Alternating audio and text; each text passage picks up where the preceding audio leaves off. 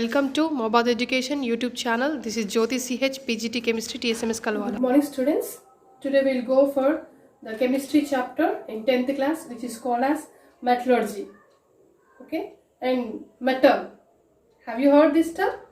Yes, you heard the term metal in your 8th class, and you also learned some physical properties of metal in your 8th class. So can you give some examples where you observe metals in your daily life? Yes, you observe copper, iron, aluminium, silver, gold, platinum and few other metals in every walk of your life. Like in electrical wires, kitchenwares and jewelry. Where from these metals are obtained? Okay, these metals are obtained from Earth's crust. Earth has parts like crust, mantle and core. You study in your social studies. In that Earth's crust, you will obtain metals. Okay, and also metals are also available in the form of soluble salts in sea waters. NaCl and MgCl2, sodium chloride and magnesium chloride are soluble salts available in the sea water. So these are in the combined form. Not only these, few other metals which are more reactive, are not available in the native or free state. They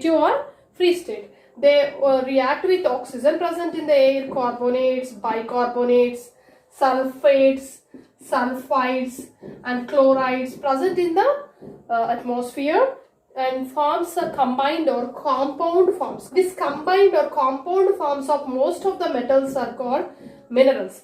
But few metals which are least reactive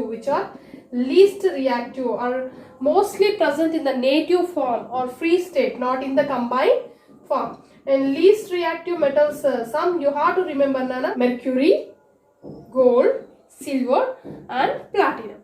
Okay, so but in order to extract a metal from these minerals, you have to take two conditions. First, we have to get a high percentage of metal and with low economy, that means with low cost. Only that mineral is to be selected to extract the metal. Okay, so that minerals which give high percentage of metal with low economy or low cost are called ores. So all minerals are not useful to extract metals. Only few minerals are useful to extract metal with high percentage and low economy are called ores. And this process of extraction of metal from the ore is called metallurgy. So all minerals are not ores. Few minerals which give high percentage of metal with low economy are called ores. But all ores are minerals. You have to remember this point. After this, you go through the ore formulas in table 1 in page number 238. After thoroughly following or practicing the formulas, you classify the ore formulas into oxides, sulfides, chlorides, carbonates and sulfates. Okay, and while classifying them, you have to remember at the end of the formula, if it is O or O2 or O3 or O4, then those ores are called oxides. Then if at the end of the word there is S or S2 or S3 or S4 like that, you confirm them as sulfides. If at the end of the formula you find Cl or Cl2 or Cl3, you confirm that ore formulas as chlorides. If at the end of the formula if there is CO3, then you confirm that ores as carbonates. If at the end of the formula there is SO4, then those ores are classified as sulfates.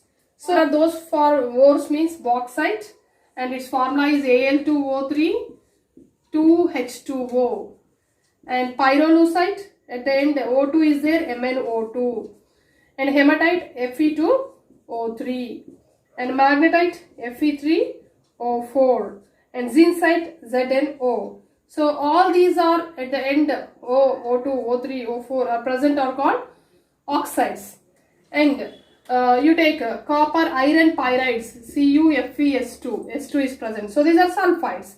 Zinc blend, finally S is present. So these are sulfides. Cinnabar, HGS sulfide, mercuric sulfide. Galena, PBS, lead sulfide. All these are sulfide ores.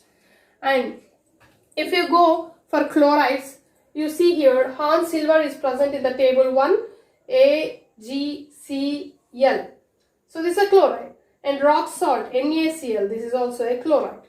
And carnallite, KCl, MgCl2 and 6H2O. This is also chloride.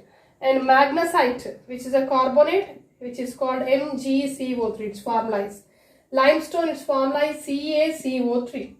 These two are carbonates, and sulfates are Epsom salt and its formula is MgSO4 and 7H2O, and gypsum formula is CaSO4 2H2O. And metal present in these ores is aluminium. Metal present in these ores is manganese. Here iron, and here zinc. And here copper, here zinc, here mercury, here lead.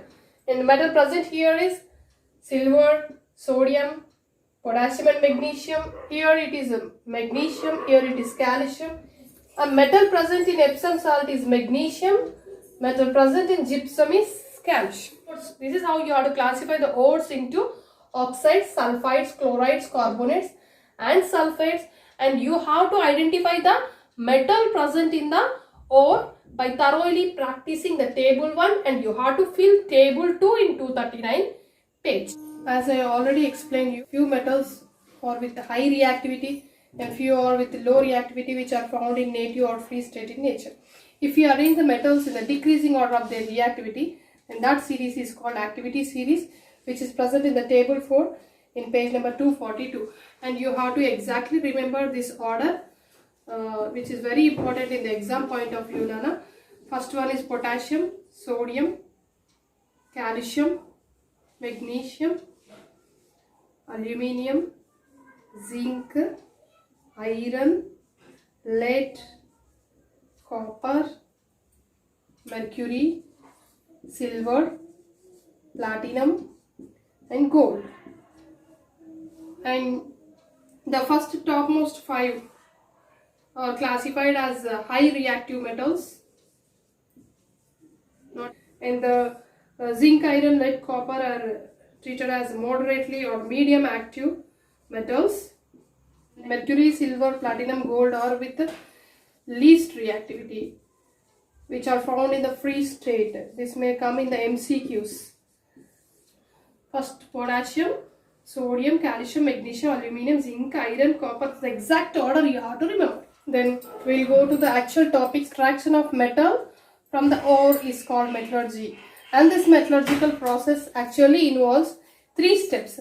First one is concentration or dressing or enrichment or removal of gangue particles from ore. That means ore minus gangue particles. And what are the gangue particles? Metal is obtained in the combined form as ore.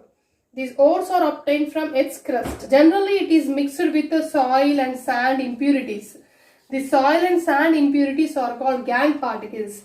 So, in order to remove these gangue particles from ore is called concentration or dressing or enrichment or removing gangue particles. And the second step is extraction of crude metal. And third step is refining or purification of crude metal. So, we'll go in detail about the first step in the metallurgical process, concentration or dressing of ore. In the concentration or dressing of ore, we will remove gangue particles, that means sand or clay particles from the ore. Okay, so depending upon the physical properties of ore and gangue particles, there are different types of methods in this process. So first one is hand picking. We will go for the hand picking process when there is a difference in the size and color of ore or gangue particles. We will go for hand picking. That means we will separate the ore from gangue just by hands. Okay, and the second process is called hydraulic washing or gravity separation. And this hydraulic washing is mainly based on the density difference of ore and gangue particles. One of it is more denser and the other one is high denser. If ore is more denser and gangue particle is lightly denser, then we'll go for the hydraulic washing. So in this hydraulic washing, On a slopy surface, the powder ore is made to fall through a hopper. Then from the sidewise, the water will be pumped slowly.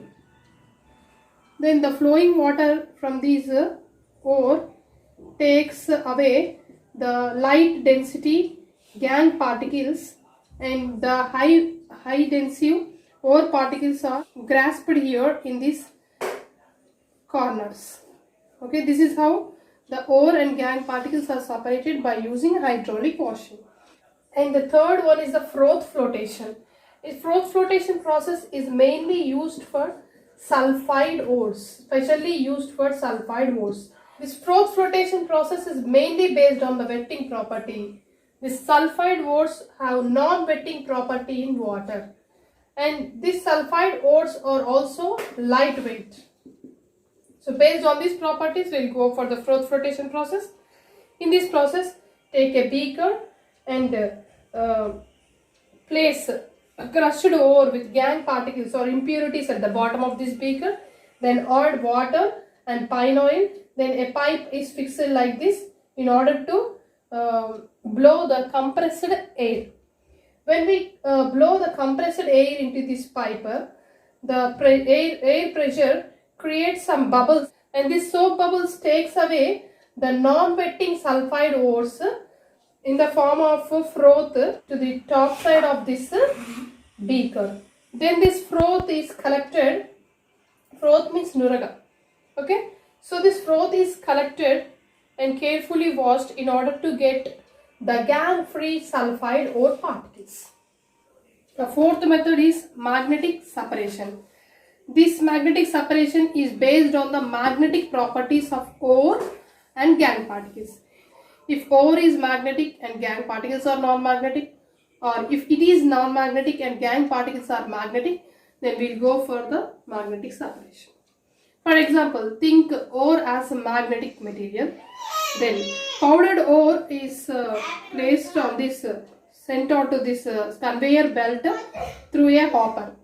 Then this belt moves on these two wheels, one of which is non-magnetic wheel and the other one is a magnetic wheel. So the ore as passes through this belt, non-magnetic gangue particles, that means sand and clay particles, which are non-magnetic, so they are not attracted towards the wheel, so fall down here, collected in a beaker, and ore particles which are magnetic or stick over to this magnet and falls here, and these are collected in another beaker, which is the ore free from gangue particles. And this process is mainly used for iron ores like hematite and magnetite, because iron has the magnetic nature. For sulfide ores, we'll go for froth flotation process, and for iron ores, we'll go for the magnetic separation process.